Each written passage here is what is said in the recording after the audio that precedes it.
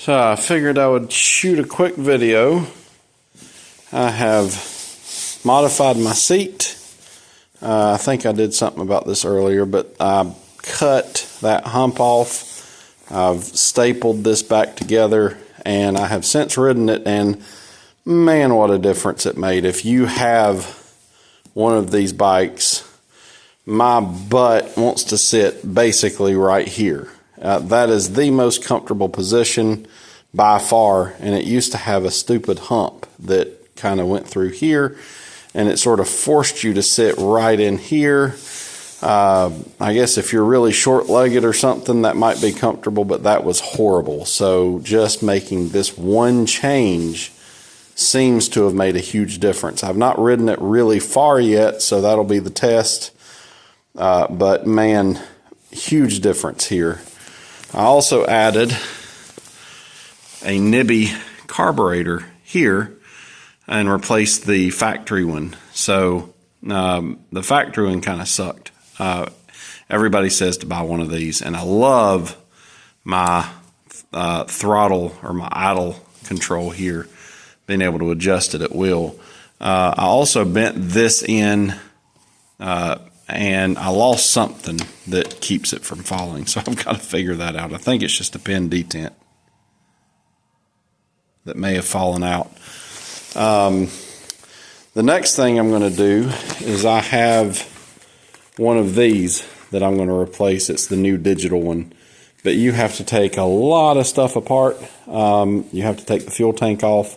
So what I think I'm going to do, I've also got an oil cooler coming. It'll actually be here tomorrow.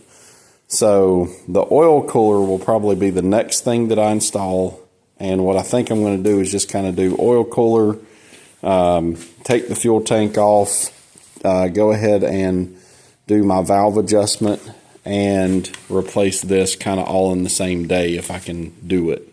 That way all that's knocked out and done.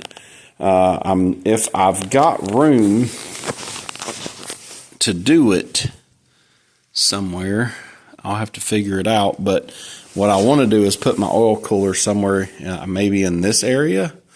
Granted, I've got to figure out a way to get away from that. I'll have to figure that out. That might be interesting. I might have to make me like a custom shield or something to keep that off of it. But what I'm thinking is oil cooler here, and if I have a way of doing it, I may even add like a 12-volt fan that if you're sitting idle somewhere, it can blow cool air and maybe keep it cool, because this thing does have a tendency to heat up quite a bit. But that's that one. I'm going to try to get that done here shortly, but I really enjoy this motorcycle. It's just a neat little motorcycle. On this, so I've taken all the throttle body and all that off of it, and this is what I've done. So again, same Nibby carburetor that I bought over there. I bought a, I forget what it's called, throttle linkage kit, because the one that came on it was completely different. So fished it through here, and then it comes around to here. I made this intake manifold for it. So all I did is I basically did something similar to that. Took a pipe, welded it, and what I used here is 1/4 inch. You can see how much thicker it is than that. I just wanted to see how well that was going to work. That was the first one that I did, and it kind of picked it up a little too high, and it was a little too long, so I had to go to a shorter version that didn't quite, actually, I can't remember, I may have gone a little higher, but what I was really kind of concerned about was my fuel tank. So that's the fuel tank that came with it, and I was worried about this, and I was worried about my fuel line getting to my carburetor.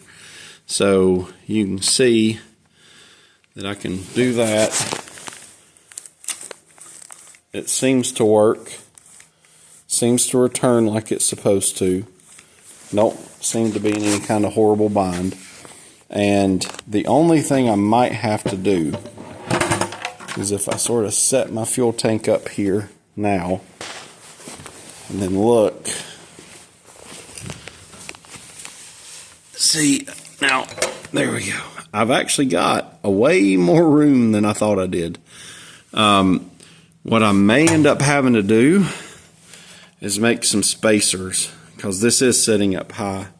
So if you take that, you drop it down, I might actually be able to just put the darn thing on there and make it work.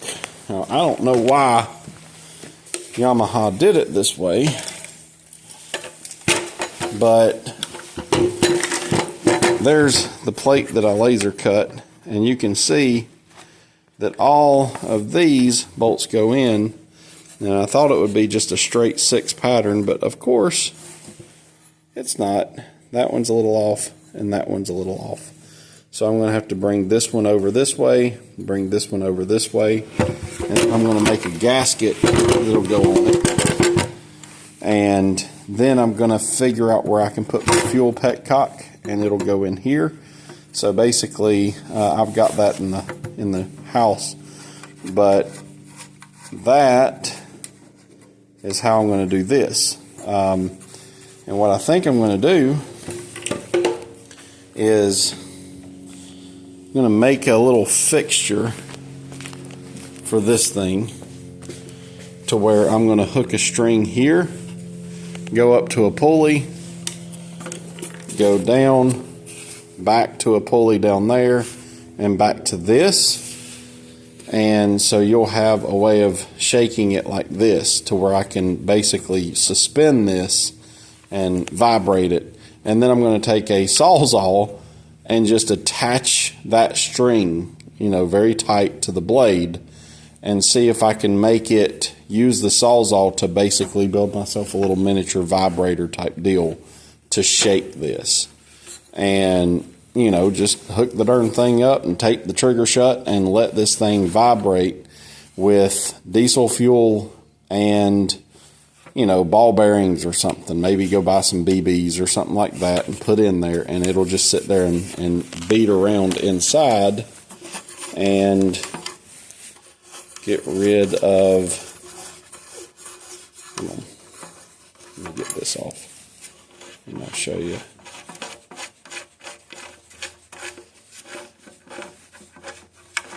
Oh, there we go. And get rid of all that nasty that's in there that you can see. See, I've got a few ball bearings in there now. But I guess what I'm going to do is use RTV as my sealant. Maybe Right Stuff, I think, is supposed to be fuel resistant. Put a bead around this, sink it down, let it dry, and then squish it. And hopefully that will keep it good and knocked out for me. So the next thing I'm going to do is make another one of these. I'm just going to cut it out of paper with my laser and try to get my holes here right. So all I've got to do is just move that one that way, move that one that way, and should be good. I think what I might do is just go to one of them and do a slot that goes a little bit that way and a slot that goes a little bit this way, and that should give me enough to get the thing put together, and then should be good. So that'll be the next thing that I do, and then I've just got to run fuel line. The only thing I don't like about this is I'm going to have to take the fuel tank off anytime I have to service it, anytime I have to tune the carburetor.